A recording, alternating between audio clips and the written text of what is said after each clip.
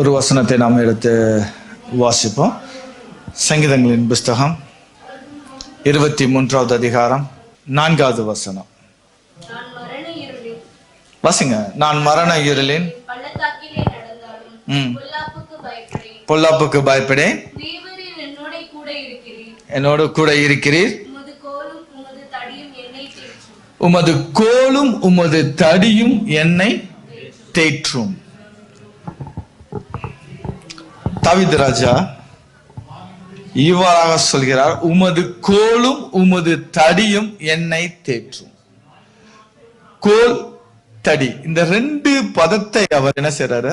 உபயோகப்படுத்துறார். So கோல் என்றால் என்ன, தடி என்றால் என்ன? தடி அப்படிங்கிறது ஷார்ட்டா இருக்கும், நல்லா மொத்தமா இருக்கும், தடிமனமா இருக்கும், தடி. ஓகே. கோல் அப்படிங்கிறது ஒல்லியா இருக்கும், கொஞ்சம் நீட்டமா இருக்கும் கோல். தடிங்கிறது தாவீது எதற்காக உபயோகப்படுத்தினான்னு சொன்னா, மற்ற மிருகங்கள் தன்னுடைய ஆட்டை ஏதாவது அட்டாக் பண்ண வரும் பொழுது அந்த ஆட்டை பாதுகாப்பதற்காக கையில என்ன செஞ்சாரா?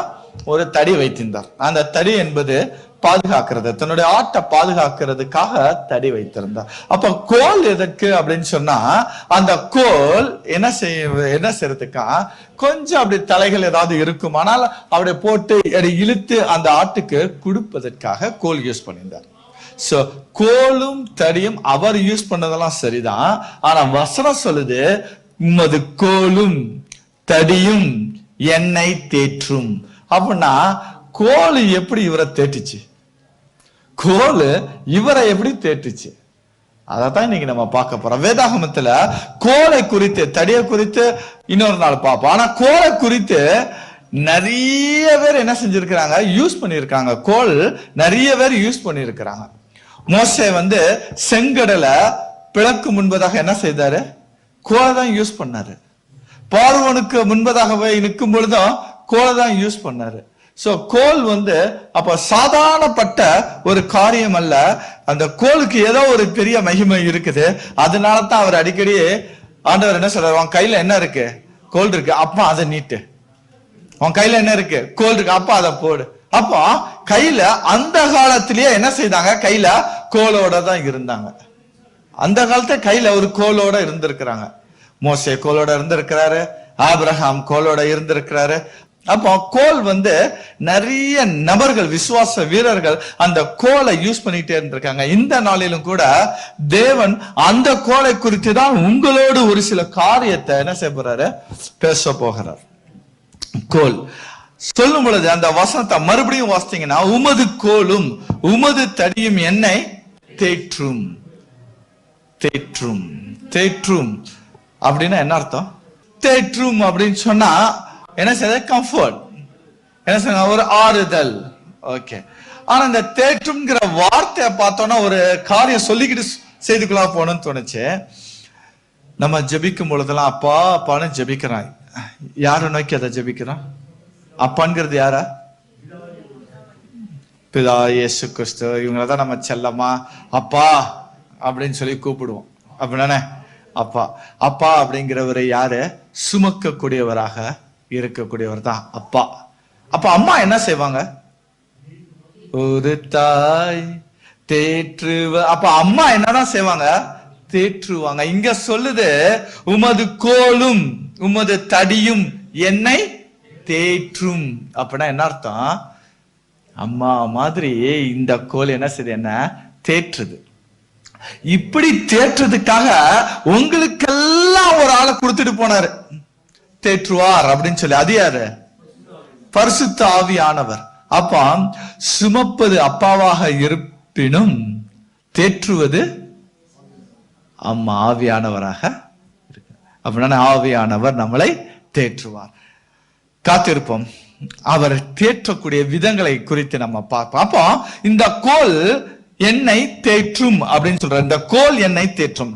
நார்மலா இந்த கோல் அப்படின்னு சொல்லி நம்ம பார்த்தோம் அப்படின்னு சொன்னா, அதிகாரத்தை குறிக்கும், வழி நடத்துதல், சீர்திருத்துவதற்காக இந்த கோல் யூஸ் பண்ணி இருக்கிறாங்க. பாதுகாப்பு, தேற்றுவதுங்கிறது தாவீது சொல்லக்கூடிய ஒரு வார்த்தை, தேற்றுவது. அந்த காலத்துல எல்லாரும் ஒரு கோல் வச்சிருந்தாங்க. மோசே வச்சிருந்தாரு, ஆரோன் வச்சிருந்தாங்க, தாவீது வச்சிருந்தாங்க, யூதா வச்சிருந்தாரு. இத மாதிரி எல்லாரும் கோல் வச்சிருந்தாங்க. அந்த கோல் எப்படி இருக்கும் அப்படின்னு சொன்னா, அந்த கோலோடைய மேல் பகுதியில அவங்களுடைய பேர் எழுதப்பட்டிருக்கும். அவங்களோட பேர் எழுதப்பட்டிருக்கும். கோல் அப்படிங்கிறது அந்த காலத்துல பேப்பர் கிடையாது. இன்னைக்கு பத்திரம் எழுதுறதுக்கு பேப்பர் இருக்கு.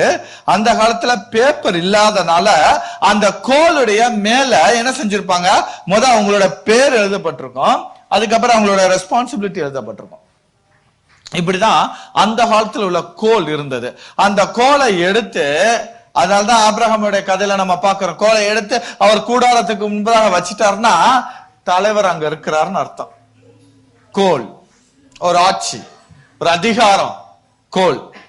ஆனா இந்த கோல் மேல ஒரு ஓனரோட பேர் பார்த்தோம், அதுக்கப்புறம் அவங்க ரெஸ்பான்சிபிலிட்டி. ஆனா ஆபிரகாம் இடத்துல ஒரு கோல் இருந்தது. அந்த கோல் எப்படி இருந்தது, அவரோட பேர் இருந்தது. அதுக்கப்புறம் என்ன இருந்தது அப்படின்னா வார்த்தை இருந்தது, வாக்கு தத்தம் எழுதப்பட்டு இருந்தது. ஹல்லேலூயா, ஹல்லேலூயா. வாக்கு தத்தமானது எழுதப்பட்டு இருந்தது. இதுதான் அந்த ஆபிரகாமுக்கு இருந்த ஒரு கோல் மாதிரி. ஒவ்வொருவரும் யூஸ் பண்ண கோல் தான் இப்ப தாவீது யூஸ் பண்ணிட்டு இருக்கிறார் கோல். அந்த கோலில் என்ன செய்யப்பட்டிருக்கு, பேர் எழுதப்பட்டிருக்கு, அவருக்கு கொடுக்கப்பட்ட வாக்கு தத்தங்கள் எழுதப்பட்டிருக்கு. அப்ப இந்த கோல் அவரு எப்பெல்லாம் சவுல் அவரை துரத்துறாரோ அப்பெல்லாம் அவர் என்ன செய்வாரு, கோலை தூக்கி பின்னாடி போட்டுட்டு ஓட மாட்டாரு, கோலை தூக்கி முன்னாடி வச்சு அவர் ஓடும் போது ஒரு தடவையாவது பாத்துக்குவாரு. என்ன பாத்துக்குவாரு, எனக்குன்னு நீங்க ஒரு வாக்கு தத்தம் கொடுத்திருக்கிறீங்கல்ல, எனக்குன்னு ஒரு வாக்கு தத்தம் கொடுத்திருக்கீங்கல்ல, இந்த வாக்கு தத்தம் என்ன செய்யும், தேற்றும். அதுதான் சொல்றாரு, உமது கோல் என்னை தேற்றும், உமது கோல் என்னை தேற்றும். அப்போ அந்த வாக்கு தத்தத்தை பார்த்து அவர் என்ன செய்யறாரு, தன்னை தேற்றிக் கொள்ளுகிறார். எப்பெல்லாம் சவுலுக்கு பயந்து ஓடுறாரோ அப்பெல்லாம் அவரை என்ன செய்யப்பட்டது, தேற்றினது கோல். பார்க்கணும், சத்ரு பெண்ணாக இருக்கும் பொழுது நம்மளுடைய வாக்கு தத்தம் நமக்கு முன்னால இருக்குமானால் என்ன நடக்கும், தேற்றப்படுவீர்கள். ஹல்லேலூயா, ஹல்லேலூயா, தேற்றப்படுவீர்கள். எத்தனை சவுல் என்ன செய்ய நமக்கு பின்பதாக துரத்தினாலும், இல்ல எத்தனை பேர் நம்மள அழிக்க வந்தாலும், இல்ல அசிங்கப்படுத்தணும் நினைத்தாலும், நம்மளுடைய கோல் நம்ம வைத்திருக்கக்கூடிய அந்த வாக்கு தத்தம் நம்மள என்ன செய்யப்படும், தேற்றும். கரங்களை தட்டி ஒரு மகிமை சொல்லுவோமா, தேவன் நமக்கு கொடுத்த வாக்கு தத்தம் நம்மளை என்ன செய்யுமா, தேற்றும், நம்மளை தேற்றும். சவுல் தான் துரத்தினாரு, சவுல் தான் துரத்தினாரு. ஆவியானவர் சொல்றாரு, எத்தனை சவுல் வந்தாலும் சரி, எத்தனை சவுல் வந்தாலும் சரி, உன்னை அழிக்கணும்னு நினைச்சாலும் சரி, இல்ல உன்னை அசிங்கப்படுத்த நினைச்சாலும் சரி, இல்ல உன்னை எப்படியாவது வேர்பிடுங்க வேண்டும் என்று நினைச்சாலும் சரி, ஆவியானவர் சொல்றாரு, இந்த வாக்கு தத்தம் உனக்குள்ளாக இருக்குமானால் நீ என்ன செய்யப்படுவாய், தேற்றப்படுவாய். ஹல்லேலூயா, ஹல்லேலூயா. அப்போ கோல் என்ன செய்யும், நம்மளை தேற்றும். அந்த கோலில் இருக்கக்கூடிய வாக்கு தத்தம் நம்மளை என்ன செய்யப்படும், தேற்றும். அதனாலதான் ஆதியாகமத்துல நம்ம வாசிக்கிறோம், ஆதியாகமம் 28:15 சொன்னதை செய்து தீர் மட்டும் அவர் என்ன செய்யப்படுறதில்லை, நம்மள கைவிடப்படுவதில்லை, நம்மள கைவிடுவதில்லை. நான் உனக்கு சொன்னதை செய்யும் அளவு உன்னை கைவிடுவதில்லைன்னு சொல்றாரு. அத உணர்ந்தவர்னாலதான் என்ன சார் தாவீது எழுதும் போது சொல்றார், நான் மரண இருளின் பள்ளத்தாக்கிலே நடந்தாலும் பொல்லாப்பு எனக்கு நேரிடாது.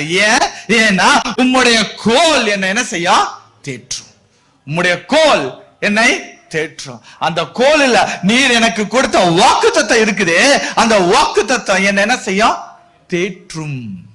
ஹல்லேலூயா, ஹல்லேலூயா. அப்போ கோல் என்ன செய்வோம், தேற்றும். இதுதான் தாவீது ராஜா சொல்றார், கோல் என்னை தேற்றும். இரண்டாவதாக இன்னொரு ஒரு சம்பவங்களை நம்ம பார்ப்போம். ஆதியாகமனுடைய புஸ்தகம் 38வது அதிகாரம் 18வது வசனம். இந்த அதிகாரங்களை வாசித்து பாத்தீங்க அப்படின்னு சொன்னா, இங்க யூதா வரார். யூதா தாமாருடைய கதை உங்களுக்கு எல்லாத்துக்கும் தெரிஞ்சிருக்கும். வாசிங்க அந்த வசனங்கள். அப்பொழுது அடமானமாக, லோக்கல் லாங்குவேஜ் சொன்னா என்ன சொன்னா, இப்ப அடகு வைக்க வர என்ன கொடுக்க வேண்டும்,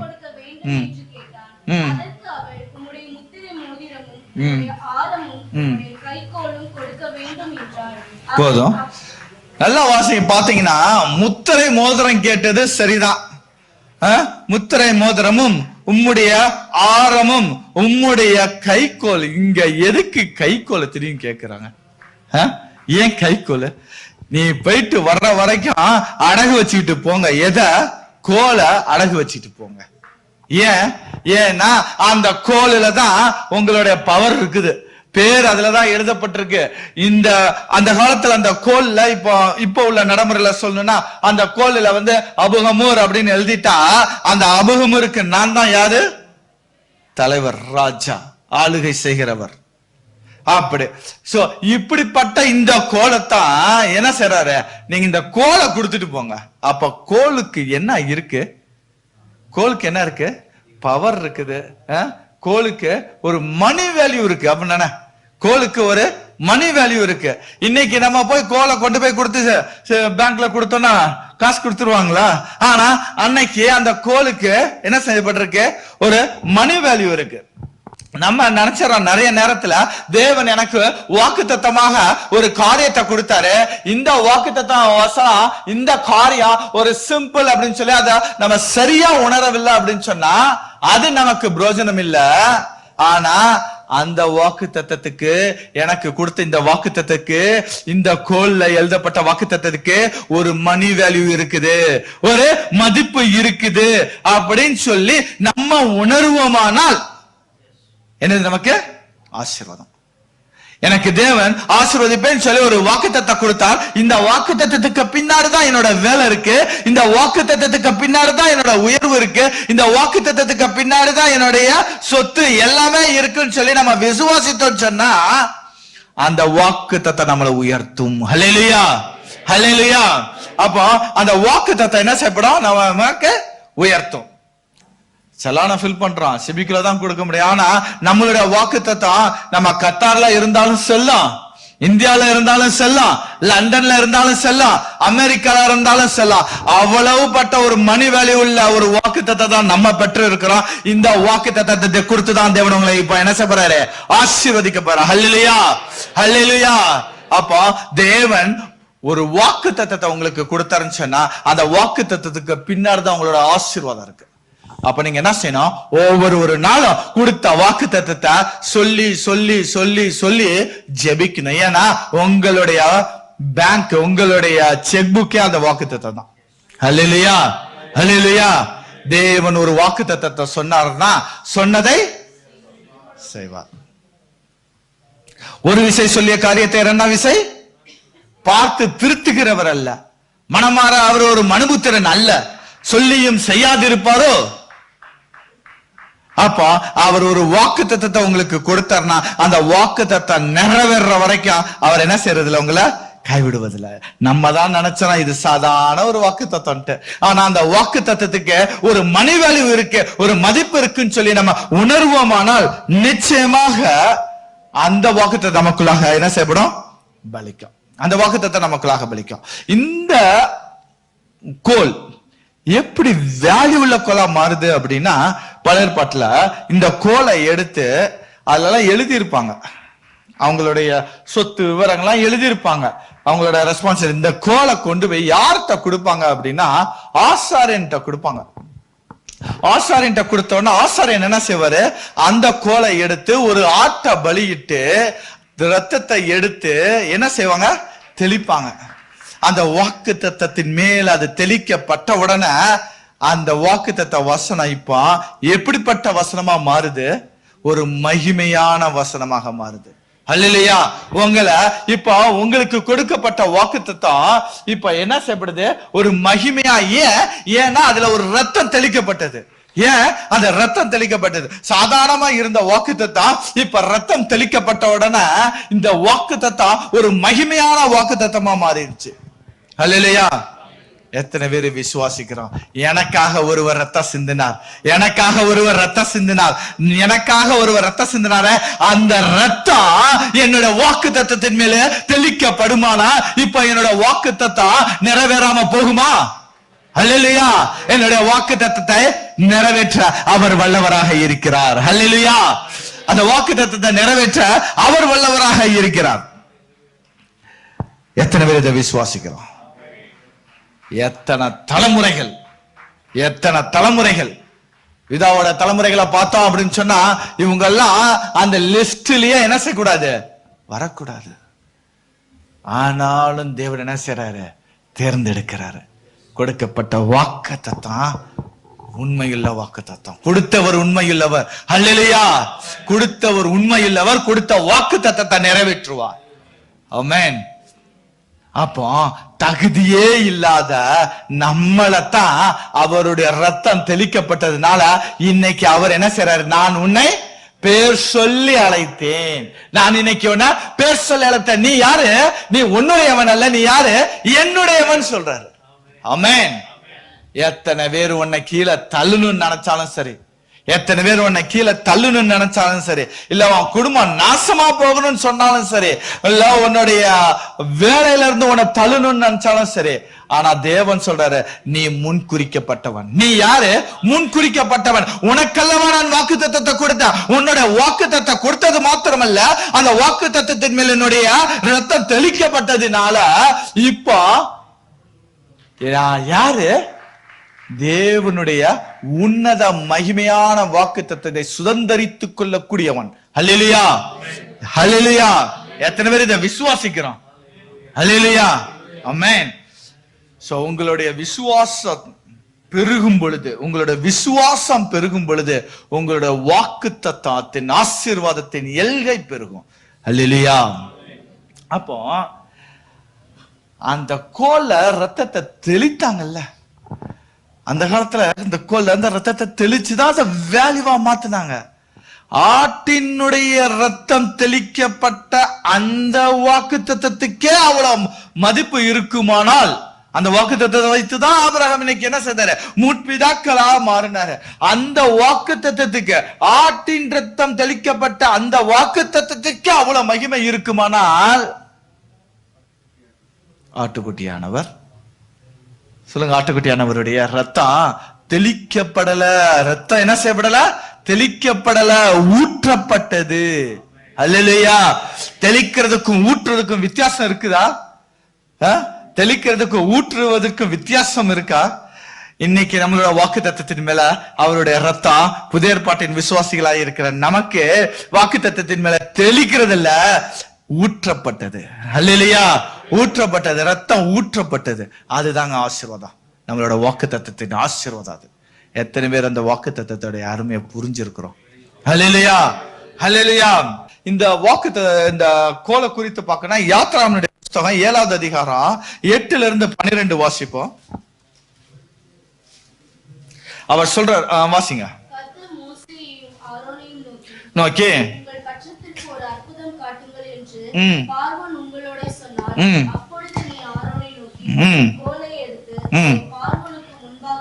போடு. அப்போ இவங்க என்ன செய்றாங்க, கோலை எடுத்துட்டு இப்ப எங்க வராங்க? பார்வோனுக்கு வராங்க. யார் வர்றது? மோசே அதே அரண்மனையில தான் 40 வருஷம் வாழ்ந்தாரு. அதே அரண்மனையில தான் 40 வருஷம் வாழ்ந்தாரு. அவருக்கு அப்பன் தைரியம் வரல, 40 வருஷம் வாழும் பொழுது தைரியம் வரல. அடுத்த ஒரு 40 வருஷம் அவர் என்ன செஞ்சாரு? வனாந்தரத்துல ஆடு மேய்ச்சிட்டு இருந்தாரு மாமனார் கூட. அப்பமும் அவருக்கு என்ன செய்யல, தைரியம் வரல. எப்ப தேவன் சொல்றாரு, நீ கையில இந்த கோலை எடுத்துட்டு போ, கையில இந்த கோலை எடுத்துட்டு போ. இப்போ கோலை பிடிச்ச உடனே அவருக்கு என்ன வந்துருச்சு? ஒரு தைரியம் வந்துருச்சு. கோலை பிடிச்ச உடனே ஒரு தைரியம். ஏன்னா அந்த கோல்ல தான் இருக்கு, என்ன இருக்கு? என்னுடைய வாக்குத்தத்தம் இருக்கு. அல்லேலூயா. இந்த கோல் என்னை தேற்றும். அவர் அங்க போனாரு, போய் என்ன செய்தாரு? போட்டாரு. போட்ட உடனே அந்த கோல் என்னது? சர்ப்பமாய் மாறினது. சரி, அவர் செஞ்சாரு. இதேதான் பார்வோனுடைய மந்திரவாதிகளும் செஞ்சாங்க. அப்புறம் என்னுடைய வாக்குத்தத்தத்துக்கு என்னத்தான் வித்தியாசம்? சொல்லுங்க, என்னதான் வித்தியாசம்? என் வாக்குத்தத்தத்துக்கு என்ன வித்தியாசம்? ஆனா அங்க என்ன நடந்தது அப்படின்னா, பயந்து பயந்து அந்த அரண்மனையில பயந்து பயந்து வாழ்ந்தவர் தான் மோசே. ஆனா எப்ப இந்த கோல் அவருக்கு கிடைச்சதோ, கோல் கிடைச்ச உடனே அவருக்கு என்ன வந்தது? ஒரு புதிய ஒரு பலன் வந்தது, ஒரு தைரியம் வந்தது.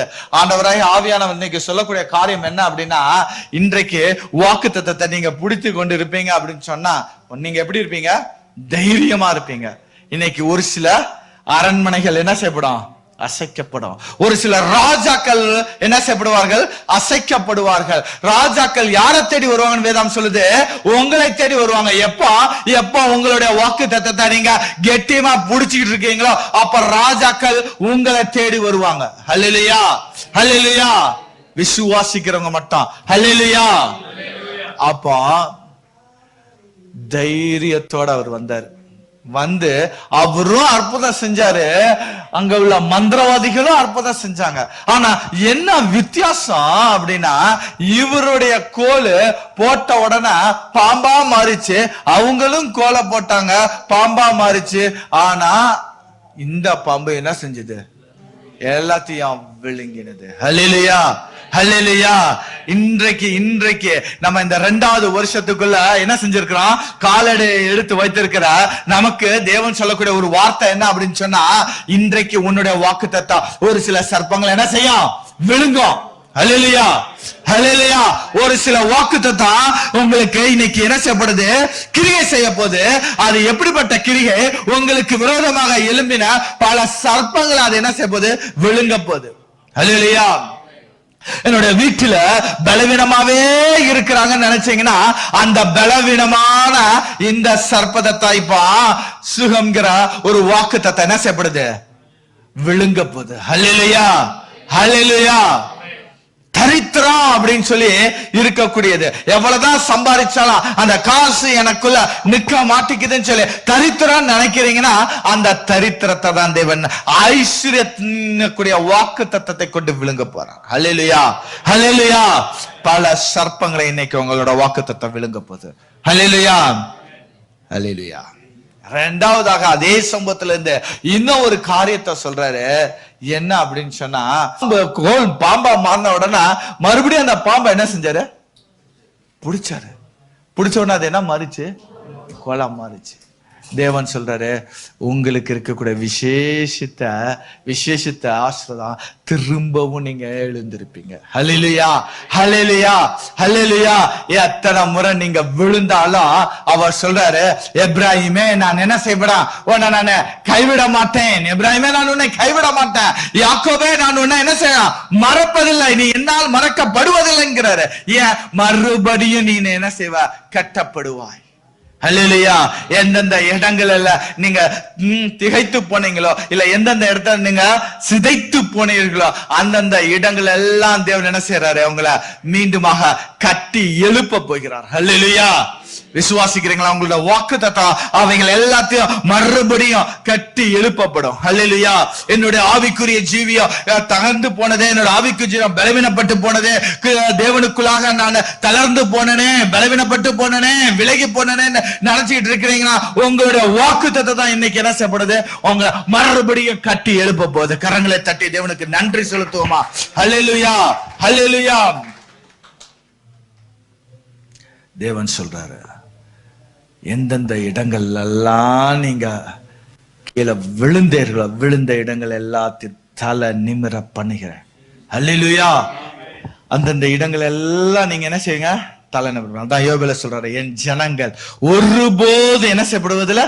வெட்கப்பட்டு போவதில்லை. என்னோட ஜனங்கள் ஒருபோது வெட்கப்பட்டுவதில்லை. அவர்களை குறித்து சொன்ன எல்லா நன்மைகளும் அவர்கள் மேல் வர பண்ணுவேன். மறுபடியும் என்ன செய்வான்? வர பண்ணுவேன். மறுபடியும் என்னுடைய ஜனங்கள் என்னோடு கூட என்ன செய்வாங்க? சுதந்திரமா இருப்பார்கள். மறுபடியும் அந்த மந்திரவாதிகளுடைய கோலுக்கு அந்த சக்தி இல்ல, ஆனா தேவனுடைய கோலுக்கு, தேவன் நமக்கு கொடுத்த அந்த வாக்குத்தத்தத்துக்கு அந்த சக்தி இருந்தது. ஹல்லேலூயா, ஆமென். இன்னொரு வசனங்களை நம்ம வாசிப்போம். என்னாகமுடைய புஸ்தகம் 17வது அதிகாரம். என்னாகமம் 17 1 முதல் 11 வரை உள்ள வசனங்களை வேகமாக, இல்லைன்னா 8வது வசனம் மட்டும் வேகமாக வாசிங்க. கூடாரத்துக்குள் பிரவேசித்த போது ம் லேவியின் குடும்பத்தாருக்கு இருந்த ஆரோனின் கோல் துளித்திருந்தது. அது துளிர்விட்டு பூ பூத்து வாதுமை பழங்களை கொடுத்தது. ஆமென். இங்கேயும் ஒரு கோல். இந்த கோலை குறித்து சொல்றதுக்கு முன்பாக இன்னொரு சின்ன இது. பொதுவாக பழைய ஏற்பாட்டின் காலத்துல அவங்க யூஸ் பண்ணக்கூடிய கோல் எந்த மரத்திலிருந்து செய்யப்பட்டது? ஒன்று நமக்கு தெரியும், வாதுமை மரம். அதனாலதான் அந்த கோல் இங்க வந்தது. அதனாலதான் அந்த கோல் என்ன செய்யப்பட்டது? துளிர்த்தது. ஓகே, ஒன்று வாதுமை மரம், அதுக்கப்புறம் தேவதார விருட்சம். ஸோ இது மாதிரியான மரங்களை தான் செய்யப்பட்டது. அதனால தான் அந்த கோல்ல என்ன செஞ்சாங்க? வாதுமை மரத்துல செய்யப்பட்ட கோலை யூஸ் பண்ணாங்க. இப்போ தேவன் என்ன சொல்றாரு? இனி எல்லாரும் அங்க என்ன பிரச்சனை நடக்குது? யாரு தேவனால் தெரிந்து, ஆரோன் தேவனால் தெரிந்து கொள்ளப்பட்டவனா அப்படின்னு சொல்லி ஒரு சந்தேகம் வந்தாச்சு. அந்த சந்தேகத்தின் அடிப்படையில இப்போ ஒரு கோத்திரத்துக்கும் ஒரு கோலை எடுக்கிறாங்க. எடுத்து அதுல என்ன செய்றாங்க? பேர் எழுதி வைங்க. இப்போ லேவி கோத்திரத்தின் சார்பாக யாருடைய பேர் எழுதப்பட்டது? ஆரோனுடைய பேர் எழுதப்பட்டது. இப்போ இந்த கோலை கொண்டு போய் வச்சாச்சு. ஒரு நாள் தான் ஆச்சு, ஒரே நாள் தான் ஆச்சு. எத்தா பெரிய அதிசயம் பாருங்க. அடுத்த நாள் காலையில போனா அந்த கோல் எப்படி இருந்துச்சா? துளிர்த்து பூ பூத்து பழத்தையும் கொடுத்துருச்சு. பாருங்க, ஓவர் நைட்டு நைட்டுல அந்த கோல் என்ன செய்யப்பட்டது? காஞ்சி இருந்த கோல். நிச்சயமா காஞ்சி இருக்கும் நான் விசுவாசிக்கிறேன். ஏன்னா அதை தான் யூஸ் பண்ணி இருந்திருப்பாங்க, பச்சை கோலா இருந்திருக்காது. ஓகே, அந்த கோல் அப்படியே என்ன செஞ்ச? துளிர் விட்டு பூத்து அப்படியே காயும் காய்ச்சிருச்சு. எத்தனை நாள்ல? எங்க வீட்லயும் தென்னை மரம் வச்சாங்க. 5 வருஷம் கழிச்சுதான் காய பார்க்க முடியுது. சரி, அதை காட்டிலும் கொஞ்சம் வேகமா ஏதாவது காய்க்குமான்னு சொல்லி பார்த்தா 3 வருஷத்துல காய்க்குனாங்க. ஆனா பைபிள் மட்டும் தான் சொல்லுது ஓவர் நைட்ல என்ன செய்யப்பட்டிருக்கு? ஆமென், ஹல்லேலூயா, ஹல்லேலூயா. ஆவியானவர் சொல்லக்கூடிய காரியம் என்ன அப்படின்னு சொன்னா, உங்களுடைய வாக்குத்தத்தம்,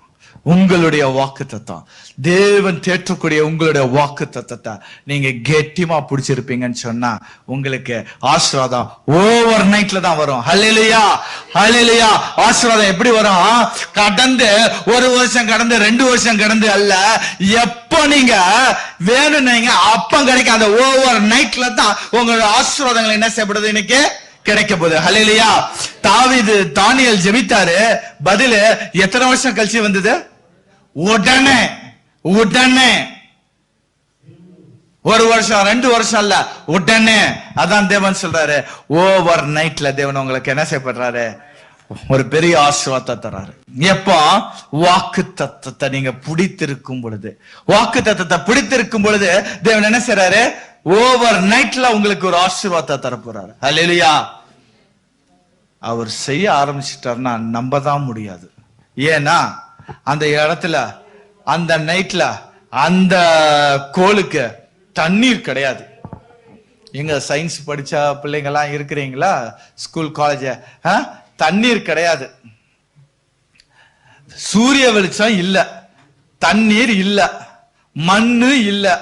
எப்படிமா இந்த 3 இல்லாம எப்படி போட்டோசிந்தசிஸ் நடந்தது? போட்டோசிந்தசிஸ் ப்ராசஸ் எப்படி நடந்தது? அப்போ ஒரு செடி வளரணும் அப்படின்னு சொன்னா அது என்ன செய்யணும்? தனக்கு வேண்டிய ஆகாரத்தை தானே என்ன செய்யணும்? சூரியனுடைய உதவினால, தண்ணீருடைய உதவினால என்ன செய்யணும்?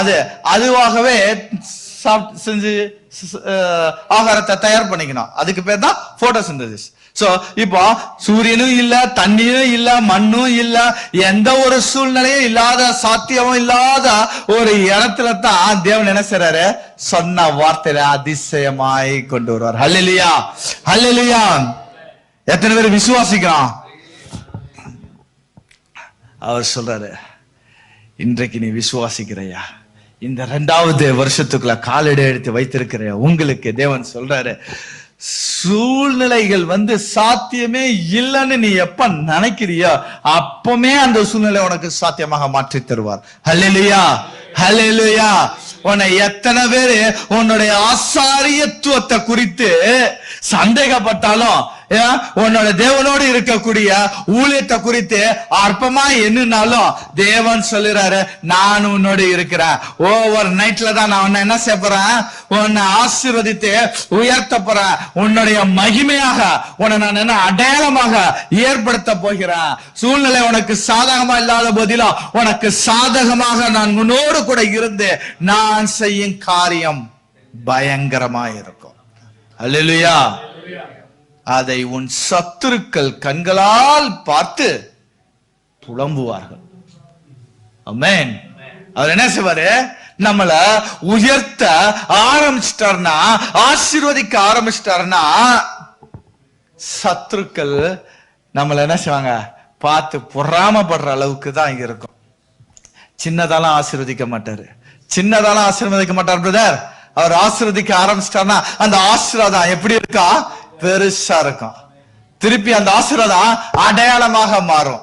அதனாலதான் அந்த கோலை எடுத்து கடைசி என்ன பண்ணாங்க, உடன்படிக்கை பெட்டிக்கு உள்ளாடி போய் வச்சாங்க.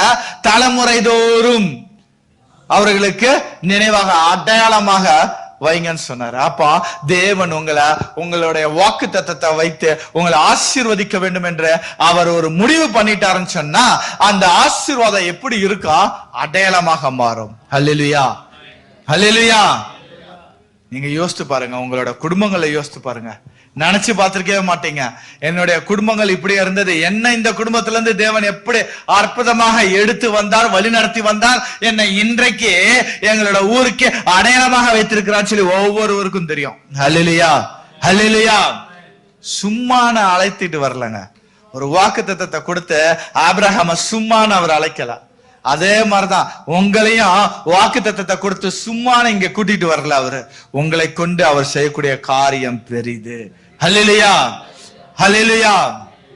அப்போ தேவன் ஒரு வாக்கு தத்தம், அவருடைய வாக்கு தத்தம் எழுதப்பட்ட அந்த கோல் நமக்குள்ளாக இருக்குமானால் நிச்சயமாக என்ன செய்யாது, பெரிய காரியம் செய்யும். அதான் வசனம் சொல்லுது.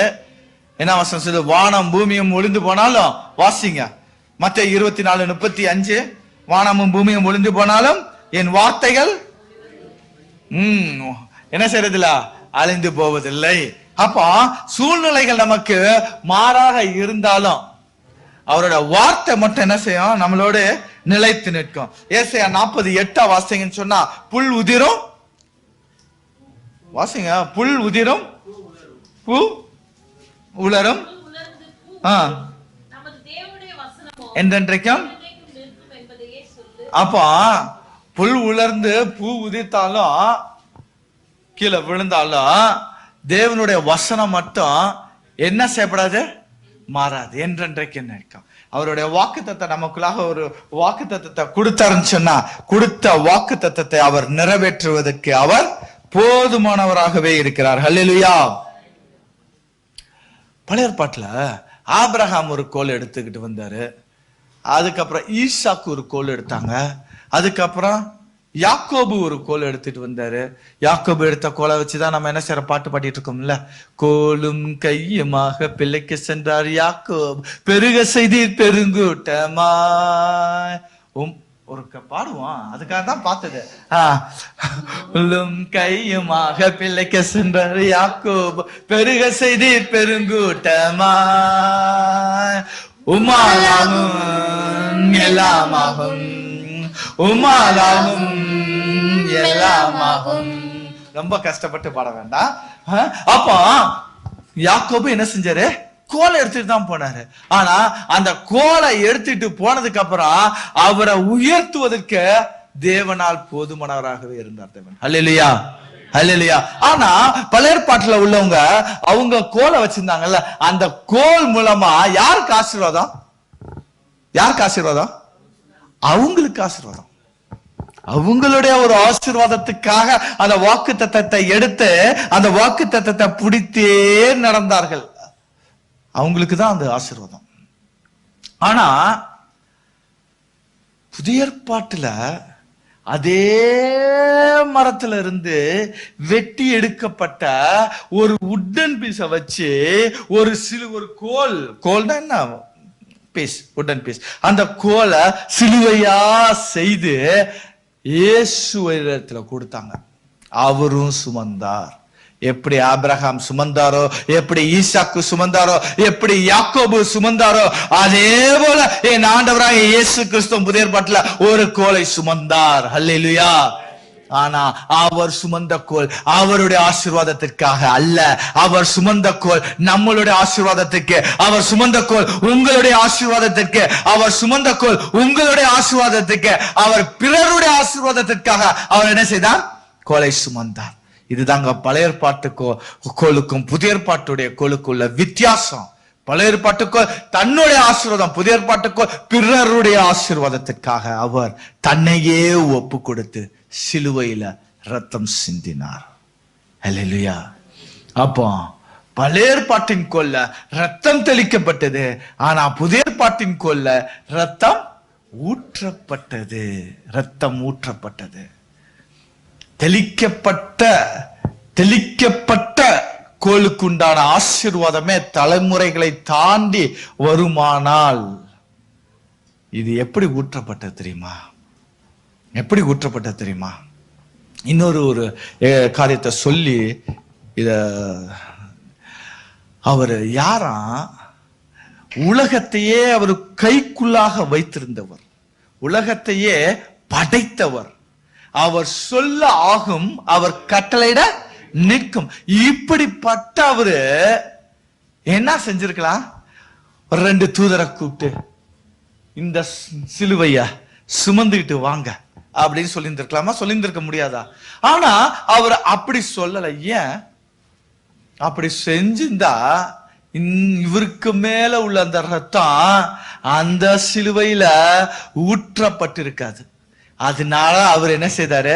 தேவதூதர்களுடைய உதவியை நாடாமல் என்னுடைய சொந்த ஜனத்தின் ஆசீர்வாதத்துக்காக என்னுடைய ரத்தமே என்ன செய்யப்பட வேண்டாம், இந்த சிலுவை முழுவதுமாக நினைக்க வேண்டாம்.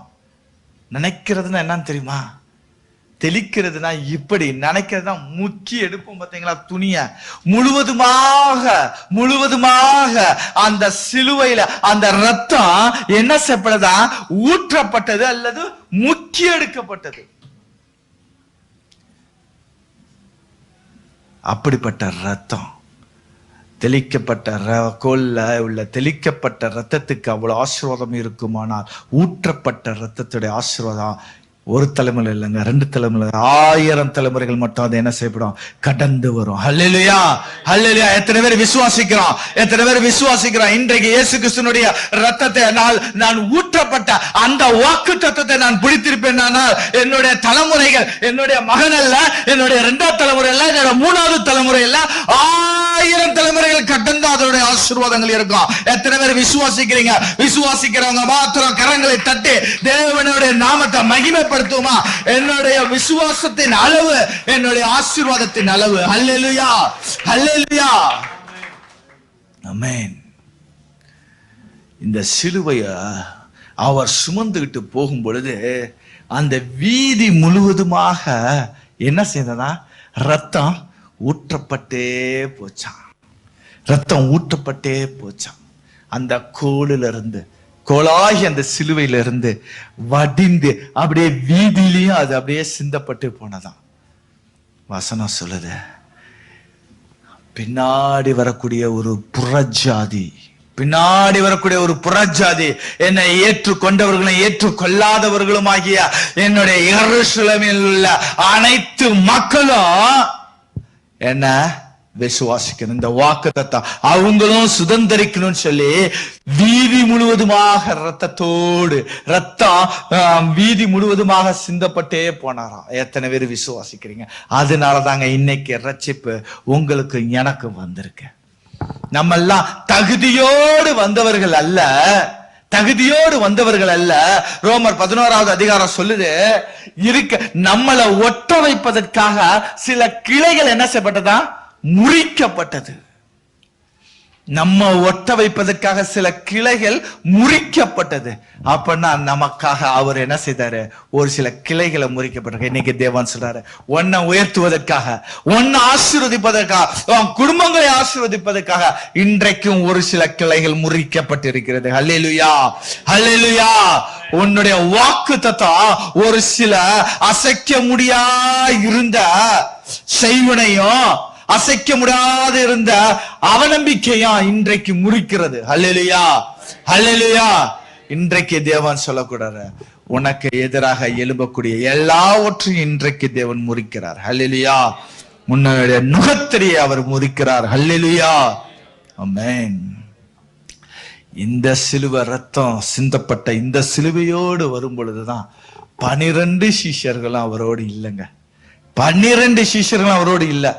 ஆனா வசனம் சொல்லுது, சீமோன், சிசேரினாய் ஊரானாகிய சீமோன் என்ன செய்தார்களா? அவரை தூக்கும்படியாக. யார் அந்த சிலுவையை சுமந்தா? அவருக்காக புறஜாதியானவர், சொந்த ஜனமல்ல, யூத ஜனமல்ல, யூத ஜனமல்ல, சொந்த ஜனமல்ல, புறஜாதியார் அத சுமந்தார். தேவன் சொல்றாரு, இந்த ரட்சிப்பு உனக்குள்ள அடங்கி நின்றக்கூடாது. இந்த ரட்சிப்பு உனக்குள்ளோடு அடங்கி நின்றக்கூடாது. நான் உனக்கு கொடுத்த இந்த சத்தியம் உனக்குள்ளோடு மட்டும் அடங்கி இருந்துடக்கூடாது. நான் உனக்குள்ள வைத்த இந்த ஆத்தும பாரம் இன்னும் கடந்து போகணும். ஹல்லேலூயா.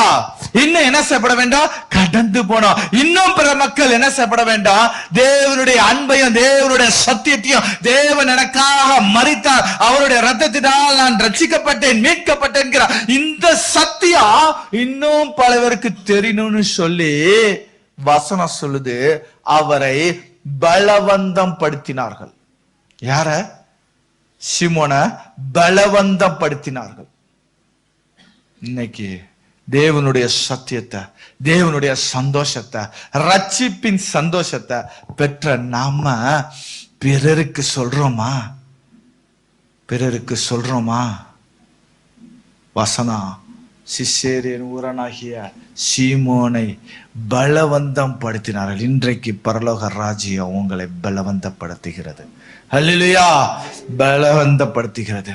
இன்றைக்கு நீங்க தேவனை ஏற்றுக்கொண்டு, தேவனை ஏற்றுக்கொண்டு தேவனுக்குள்ளாக வேர் ஊன்றி இருப்பீர்களானால் உங்களுக்கு கொடுக்கப்பட்ட வாக்குத்தத்தம், உங்களுடைய மேல் எழுதப்பட்ட வாக்குத்தத்தம் இன்றைக்கு அது நல்ல நிலத்தில் விதைக்கப்பட்ட விதை போல் அது கனி கொடுக்கக்கூடியதாக இருக்கும். ஹல்லேலூயா, ஹல்லேலூயா, ஆமென். பழைய ஏற்பாட்டுல யாவே ஜெபிக்க ஆரம்பிக்கும் பொழுது அப்படிதான் ஜெபிப்பாங்க. ஆனா முடிக்கும் போது அவங்க முடிக்க மாட்டாங்க அப்படி. ஏன்னா அந்த கோலில கீழே என்ன கிடையாது? சிக்னேச்சர் கிடையவே கிடையாது பழைய ஏற்பாட்டின் கோல்ல.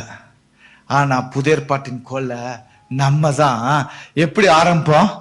யாவே தேவனே அப்படின்னு ஆரம்பிச்சு கடைசியில ஒரு சிக்னேச்சர் போடுவோம், இயேசுவின் நாமத்தினால் நான் ஜெபிக்கிறேன். எப்படி? இயேசுவின் நாமத்தினால் நான் ஜெபிக்கிறேன்ங்கிற ஒரு சிக்னேச்சரை போடுவோம். இந்த கோல் என்னுடையதுதான், ஆனா இந்த கையெழுத்து வல்லவருடையது. ஹல்லேலூயா, ஹல்லேலூயா.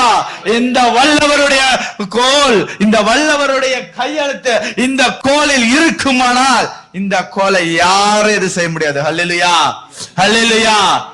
இந்த கோல், அந்த கோலின் மேல் வைக்கப்பட்ட வாக்கு தத்தம் உண்மை, அதை தேவன் ஆசீர்வதிப்பார். ஆனால் என் மேல் எழுதப்பட்ட வாக்கு தத்தத்தை தேவன் நிறைவேற்ற போதுமானவராகவே இருக்கிறார். ஹல்லேலூயா, ஹல்லேலூயா.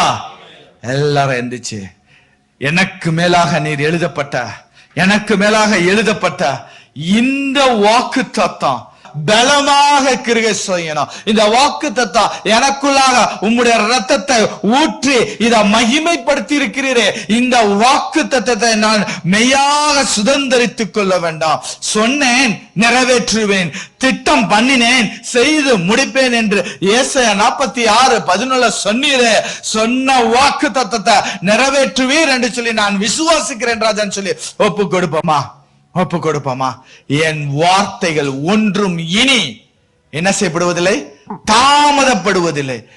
என் வார்த்தை ஒன்றும் இனி தாமதப்படுத்துவதில்லை. எசேக்கியேல் 12:28 சொல்றாரு, அவர் சொன்ன வார்த்தை இனி உங்களோட வாழ்க்கையில தாமதிக்காது.